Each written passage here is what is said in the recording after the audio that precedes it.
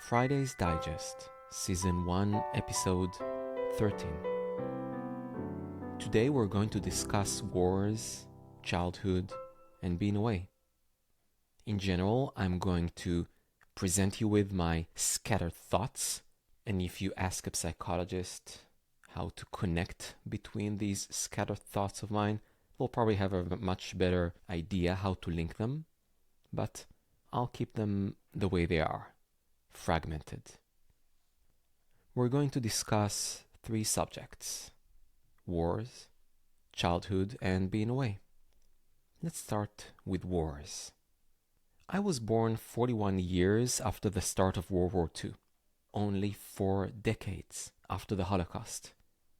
During my childhood, the memories of the Holocaust were fresh. I heard first-hand testimonies from survivors and even talked to them. But now there is almost no one alive to tell the story. They exist only in recordings, audio, video, or in books. So for my children, the stories of the Holocaust survivors will be just on text. Yom Kippur. Yom Kippur is a Jewish holiday. We dedicate this day, this holiday, to fast and to reflect on what we did over the last year. What were our actions, and do we have any regrets? In 1973, on Yom Kippur morning, we faced an unexpected war. It was waged by our neighboring countries, and back then, my parents were 27 years old.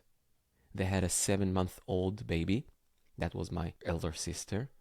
And my dad, after he returned from the synagogue, it was Yom Kippur as a holiday, he found an army draft notice on their home door.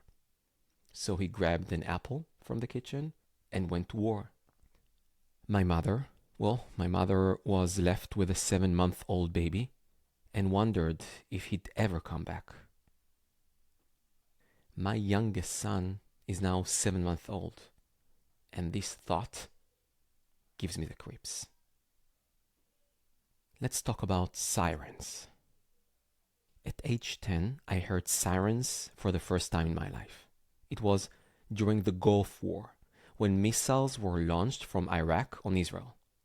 We feared that they were carrying chemical weapons, so we wore gas masks every time the siren went off. And there were many, many sirens. I was 10 years old, and carrying my gas mask everywhere became part of my routine. We even decorated the box of the gas mask at school. 2 decades later, I visited a museum in Europe. I can't recall the country, but it was a museum, and they had a recording of a siren they played to the visitors. Just a recording of a siren. I vividly remember to this day standing there with a group of tourists from all around the world just listening to a recording of a siren. The rest of the tourists looked terrified. Their faces were white.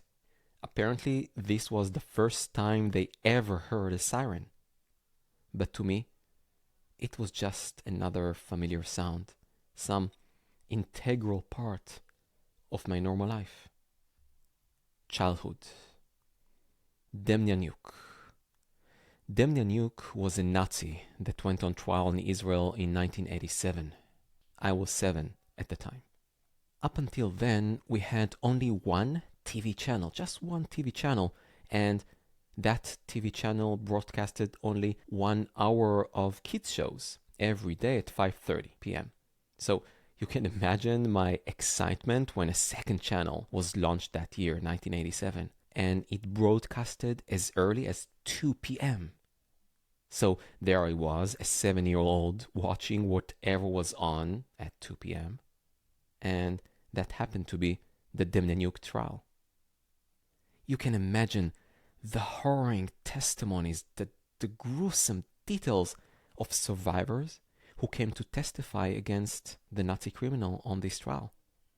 As a 7-year-old watching this trial on TV, I was exposed to the most atrocious stories possible. Was I traumatized by it? Nope. Was I scared? Nope. I just grew into this reality. This is just the way it was. My kids are 5.5, 9.5, and 7 months old. In this day and age, we shield them from all the bad in the world. Experts actually tell us to keep them naive until they reach a certain age, but it becomes just harder and harder to do so. Being away. I had 2 Yom Kippur holidays since arriving in Boston. The first year, considering my hectic clinical schedule, I thought about not fasting. I fasted forever, since I was 13. And that year, I just thought about not fasting. But then I felt a need to adhere to my tradition. Not fasting felt like denying a part of myself. So I managed to somehow go through that day hungry and thirsty, but I made it. I felt like myself again. This year, Yom Kippur was a long day in the OR, in the operating room. But I knew I would fast no matter what. So I ended up fasting 26.5 hours. Usually it's 25 hours, okay? I fasted 26.5 hours. But although it was really difficult, I was staying true to myself. When the war broke, not that long ago, I watched the news in my Boston home. But when I went to the supermarket, the world outside was like a slap on the face. So peaceful, so undisturbed. This dissonance feels so wrong. I remind myself that my fellowship intends to improve my patients' lives, so when I'll come back home, I'll serve my patients, and if the sirens will yell, I'll be there at the hospital. But right now, the calmness of the daily life here feels so wrong when hell broke loose back home. And it breaks my heart. See you next week.